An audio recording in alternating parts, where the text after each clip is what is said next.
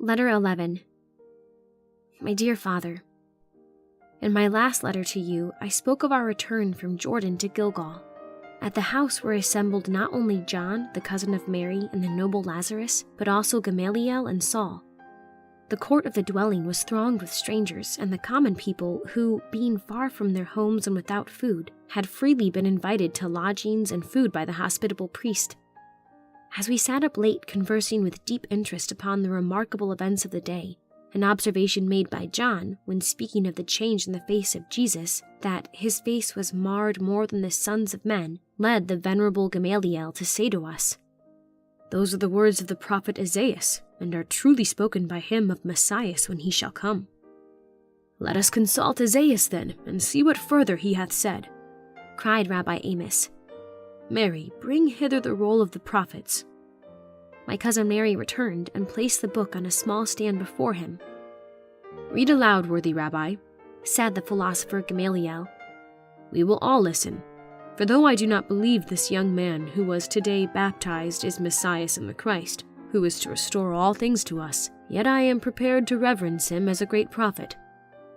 "And," answered Rabbi Amos, "if we find the prophecies do meet him in that which we look for to meet in Messiah when he cometh, wilt thou believe, venerable Father?" "I will believe and reverently adore," answered the sage, bowing his head till his flowing white beard almost touched his knees. "Read, ADINA, for thy eyes are young," said my uncle, and I read as follows. "Behold, my servant shall deal prudently, he shall be exalted and extolled and be very high. As many were astonished at thee, his visage was so marred more than any man, and his form more than the sons of men." "How completely," said John, "those words describe his appearance on the verge of the desert, and yet I use them unconsciously." "But," said Saul, Gamaliel's disciple, "if this be prophesied of the Christ, then we are to have a Christ of humiliation, and not one of honor and glory. Read one part which you have omitted, maiden." I read on as follows. "Behold, my servant shall be exalted and extolled and be very high. He shall sprinkle many nations. The kings shall shut their mouths at him. He shall lift up his hand to the Gentiles and set up his standard to the people. Kings shall bow down to him with their faces to the earth and lick up the dust of his feet." "There! Such is our Messiah!" exclaimed Saul. "Yes, it is a Christ of power and dominion who is to redeem Israel," added Gamaliel. "Not an unknown young man, scarcely 30 years of age, who came from whence no one knoweth, and hath gone as he came. As for the Christ, we shall know whence he cometh." At hearing this great and good man thus discourse, dear Father, my heart sank within me, for Lazarus had already told us that his friend Jesus was of humble birth, a carpenter's son, and his mother a widow, that he had known him from boyhood, but known him only to love him. I now looked towards him, but I took courage when I saw that the words of Gamaliel did not in the least dim the light of faith and confidence which brightly sparkled in his eyes, that his friend Jesus was truly Messiah of God. But my eye fell on what follows, and as I read it I gained more confidence. "He hath no form nor comeliness, and when we shall see him there is no beauty that we should desire him." "If the first part of this prophecy," said Lazarus, his fine eyes lighting up as he looked at Saul, "be of the Christ, as you have just now confessed, then is this last of him, and the fact that you reject him is but the fulfillment of this part of the prophecy." Hereupon arose a very warm discussion between Gamaliel and Saul on one side, and Rabbi Amos, John, and Lazarus on the other.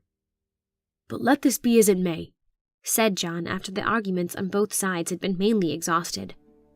"How will you, O Gamaliel, and you, Saul, get over the extraordinary voice and fiery appearance which distinguished the baptism?"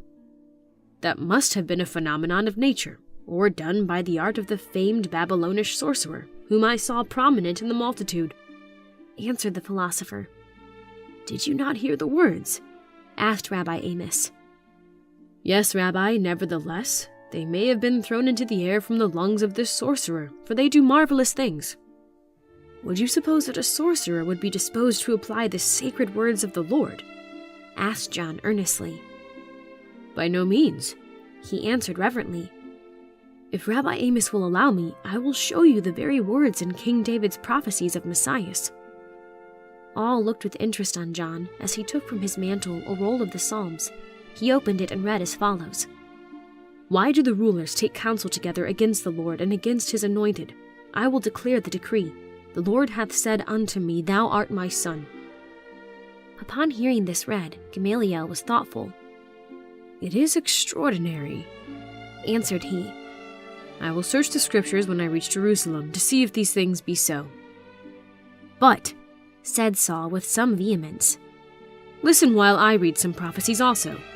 And he unrolled the book of the prophets and read these words: "Thou Bethlehem Ephratah, though thou be little among the thousands of Judah, yet out of thee shall he come forth unto me that is to be ruler in Israel, whose goings forth have been from of old, from everlasting."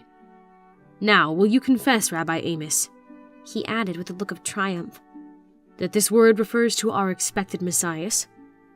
"Without doubt," answered my uncle. "But wait, I beseech you, learned Rabbi," said Saul, "until I read you another prophecy." And he read, "I have made a covenant with David, thy seed will I establish forever, and build up thy throne to all generations. His seed shall endure forever, and his throne as the sun before me. Behold, the days come, saith the Lord, that I will raise unto David a righteous branch." Now you will all admit, brethren, that these prophecies refer to Messiah. He is therefore to come of the lineage of David, and he is to be born in Bethlehem. Show me that this Jesus, the Nazarene, fulfills both conditions in his own person, and I will prepare to believe in him."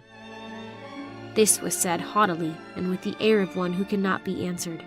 But immediately Lazarus rose to his feet and said, "Although I did not recollect this prophecy that Christ was to be born in Bethlehem, yet I am overjoyed to find the fact respecting Jesus fulfills it.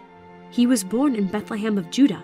This I have known some years, and—" Here, while my heart was bounding with joy, Gamaliel said sternly, "I thought this man was born in Nazareth." "He has lived," answered Lazarus, "in Nazareth from childhood only. During the days when Caesar Augustus issued a decree that all the world should be taxed, his mother and Joseph her husband went up to the city of David to be taxed, which is Bethlehem, and there Jesus was born, as I have often heard from her lips." "Admitting, then, that he was born in Bethlehem," said Saul, "you have to prove his lineage from David's line." "Wherefore did his parents go to Bethlehem, David's city, unless they were of his royal line?" asked Rabbi Amos. "For none went to any other city to be taxed than that of their own family. The fact that they went there is strong evidence that they were of David's house." "Everyone born in the city of David," remarked Gamaliel, "is not of necessity of David's house, but it is surprising if this Jesus really was born in Bethlehem." "But may not his lineage be ascertained without a doubt from the records of the tribes and of their families, kept by command of the law of the temple?" I asked of my uncle. "Without question, these books of the generations of our people are to be relied on," he answered. "In fact," said Gamaliel, "they are kept with the greatest accuracy, and it is so ordained by God, for the very reason that when Messiah cometh, we may know whether he who claims to be such be of the house of David or no. I will examine the book of the generations, and see if his mother and father come of the stock and seed of David." "And if you find that they do," asked John with emotion, "can you doubt any longer whether Jesus be the Christ? Will not the fact of his being born in Bethlehem and of the lineage of David, not to speak of the witness of God's own audible voice, heard by our ears this day, will not these facts lead you to believe that he is the Christ?" "They will prevent me from actually rejecting him," answered the cold philosopher. "But every child born in Bethlehem and of the house of David, and there are many of them in Judah, fulfills so far the conditions of these two prophecies. These are not, therefore, Messiahs." "What more can you ask for?" asked Mary with feeling, for she strongly believed that Jesus was the Christ. "Miracles," answered the disciple of Gamaliel, glancing at the face of his master inquiringly. "Yes, miracles," also answered the sage. "The Messiah is to heal the sick by a word, restore sight to the blind, cast out devils, and even raise the dead." "If he restore the blind and raise the dead, I will doubt no longer," answered Saul. There was at this moment an interruption caused by noisy altercations in the court among some of John the Baptist's disciples. Rabbi Amos, as host, went out to put an end to these disputings, when Gamaliel retired to his chamber and the conversation was not renewed. Your daughter, ADINA.